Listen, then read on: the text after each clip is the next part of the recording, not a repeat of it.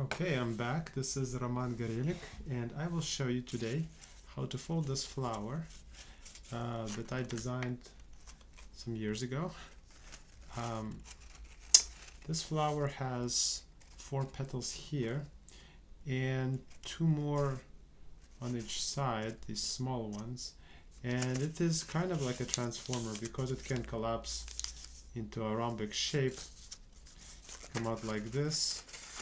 And here you have an indentation where you can put it on a stem, where you can spear it through like a tulip tree spike and make a really nice bouquet. So I will use this sheet of paper that's yellow on one side and blue. It's pretty easy to see on this green background. And I have already folded it into a preliminary fold. Preliminary fold, you can find videos on YouTube how to do it. Sometimes it's also called the preliminary base, excuse me, not preliminary fold. This is the preliminary base, and you can see already it has a shape of a flower, the 4 petals here. Sometimes it is also called a square base. But to give you a recap, you fold the paper. I should raise this up. You fold the paper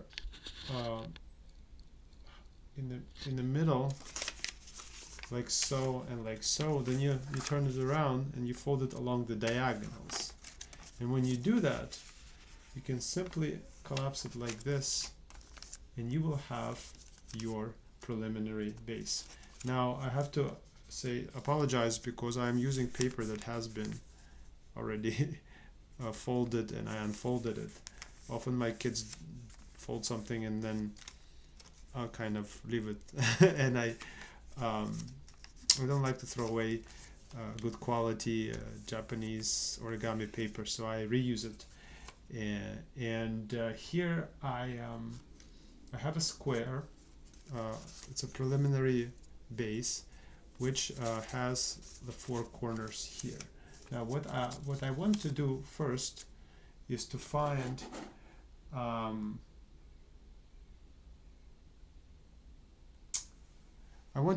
the half mark. I want to find the center first. You can see it now, but imagine it wasn't there.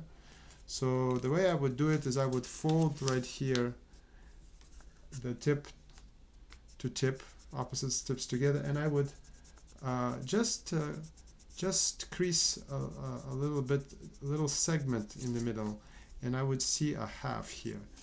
All right. So now let's position the petals to the top and the common point to the bottom. All right. So this is this is the diagonal, and this is 1/2 of the diagonal. Now I want to find the 1/4. The idea then is to fold the common point to the halfway mark, right? And here again I just need a pinch. Okay, I just need a pinch, and I can see already a 1/4 mark, and I do it one more time. I do it one more time to get the 1/8 mark. Okay. Okay, this is the 1/8 mark, and this one I crease all across. Okay, and actually now I can zoom in a little bit more. Yeah. Okay, I crease all the way across, not just a pinch mark. Okay, and the reason I'm after this fold is because we're going to sink this little triangle here. This is the 1/8 mark. And here, I mean, this is a difficult point for beginners because there is a technique to doing the sink folds, and there are 2 types of sink folds, an open one and a closed one. This is going to be an open sink fold. This is the easier of the 2. And the trick to doing a good sink fold is to pre-crease it in different directions. So for example, I made a valley fold right here, but then what I want to do is I want to take this this fold, which is now mounted on the other side, and invert it. And the way I do it is I usually use my nail, but you can use a ruler or anything like that to invert it and crease it this way. Okay. And here's another trick. Put one flap to the side and another flap underneath to the right. Okay. And also crease it this way. Up, turn it over, and here. Now you've creased it in many ways. I'm going to open this up. Okay. Oh, maybe I should turn the light on so you can better see. Is that better? It was on. Yeah, so I think you can see here that there is a small square made of creases here. And I need to invert the square inside the flower. Now I'm drawing specifically here a dotted line. In origami, a dotted line, dash dot, it means a mountain fold. Okay, a mountain fold. You can find out on YouTube what's the difference between mountain fold and valley fold. But what I need to do is I need to take each of those and make them into a mountain fold. So like this, with my hands like this. Here's one side. Here's another one. Now let's do the third side. Okay. Let's do the fourth side. Now you can already see this thing. There's a little square. Let's see if I zoom out what will happen. Yes, you can see it like this. Now what will happen is that well, this is that here, when you collapse it inside, this will become a valley fold. Every one of them will become a valley fold. Okay.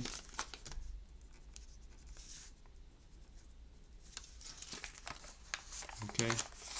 Here's one way to do it.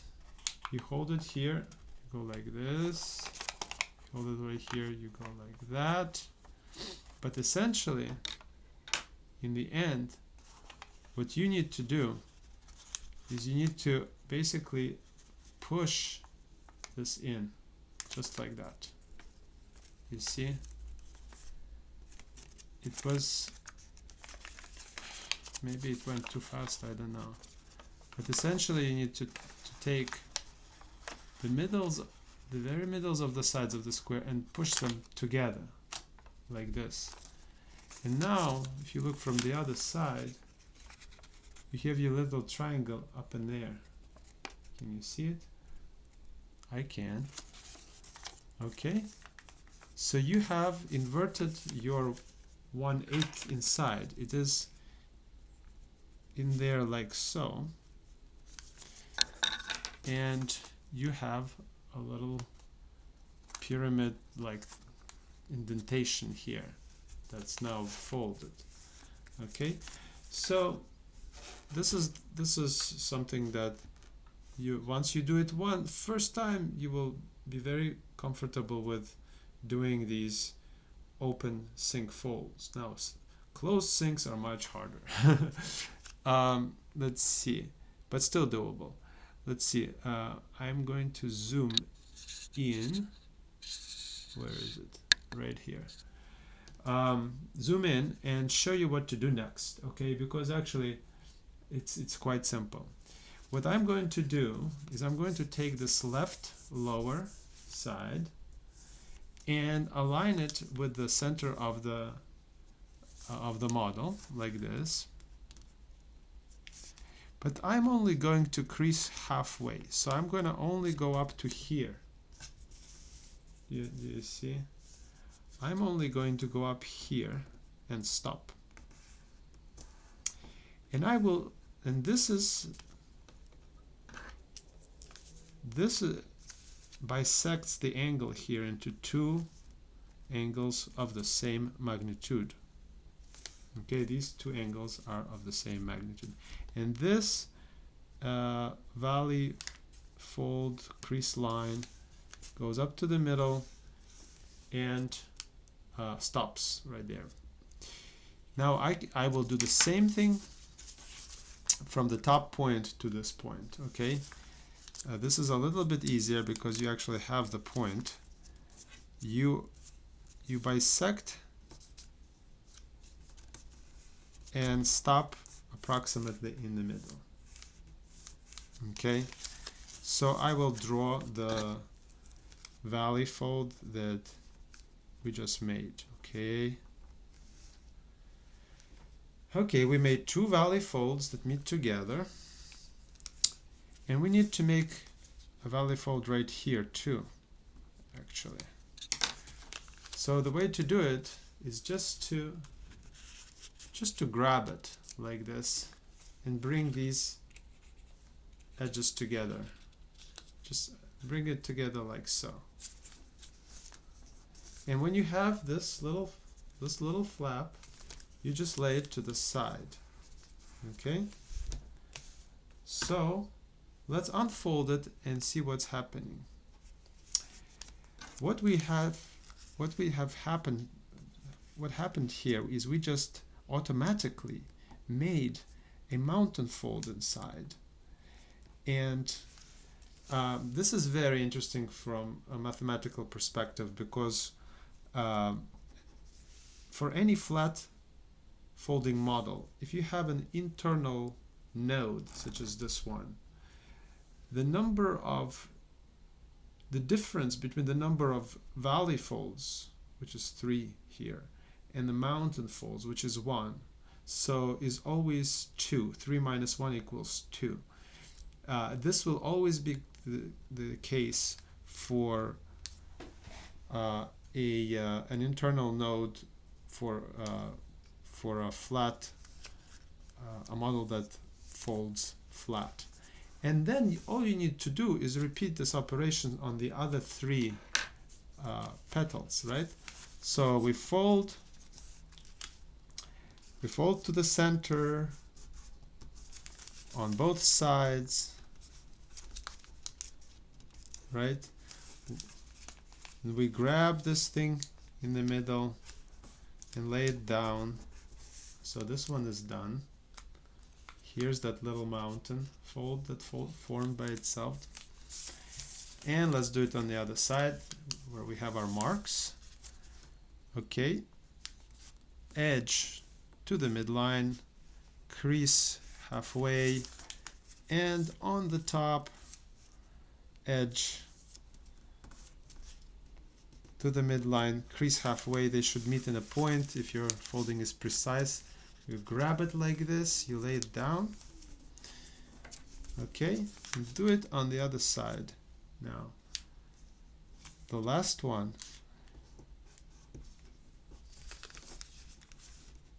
Just bisecting angles here, that's all. Bisecting some angles. You grab this. When you do that, you're making a valley fold right here. You grab it like this, you lay it down. So this is a rabbit's ear fold, for those of you who don't know. Looks like a rabbit's ear, doesn't it? A little bit. Well, somebody's ear. Somebody's 2 ears. Anyway, my favorite part is coming. And this is when the flower inflates. You grab here these 2 ears and these 2 ears, and you pull in opposite directions. Ah, that feels so good. Do you see? It's a very nice geometric shape, and when you let go, you have a flower. You see, I'm gonna zoom out. Zoom out. There it is. There's your flower, and here there is there's a space. It's a very nice space. It's a beautiful space where you can insert your stem. Okay. And in the introduction, I showed some of the flowers that you can make with this basic flower, but I'll show them again because I think the resolution of this camera is much better. So you've seen this one. This one is made with a biotope paper, which is very good for this purpose. This is a tulip that I made from the same flower. This flower, I don't know what it is called, but here I made some very slight curved folds. For those of you who don't know, you can actually fold along a curve, not just a straight line, and it is the most fascinating thing ever. And the last one is this one, which is, yeah, it's spiky and it's kind of difficult to explain, but I like it. So if you want to make a project where you have many flowers, many smaller flowers, using something like tulip tree branches, I'm gonna pull off some flowers and show you what they look like. These have been out for a long time and they tend to open up, but you can see that they came from the same